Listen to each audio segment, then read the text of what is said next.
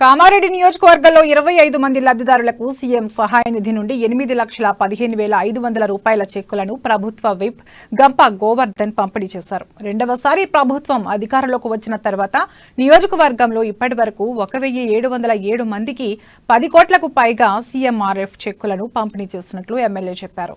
అనారోగ్యం బారిన పడి రోడ్డు ప్రమాదాలకు గురై ఆసుపత్రిలో చికిత్స పొందుతున్న ముఖ్యమంత్రి సహాయ నిధి నుండి సహాయం అందజేస్తున్నట్లు గోవర్ధన్ చెప్పారు.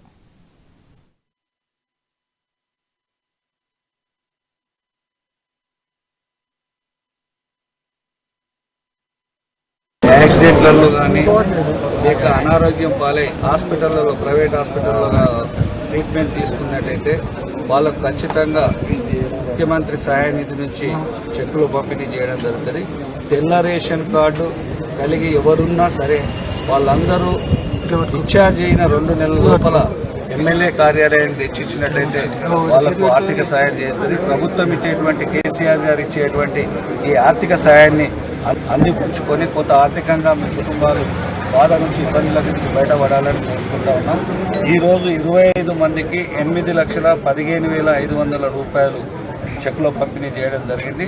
యాక్సిడెంట్లలో కానీ లేక అనారోగ్యం పాలై హాస్పిటల్లో ప్రైవేట్ హాస్పిటల్లో ట్రీట్మెంట్ తీసుకున్నట్టయితే వాళ్ళకు ఖచ్చితంగా ముఖ్యమంత్రి సహాయ నిధి నుంచి చెక్కులు పంపిణీ చేయడం జరుగుతుంది. తెల్ల రేషన్ కార్డు కలిగి ఎవరు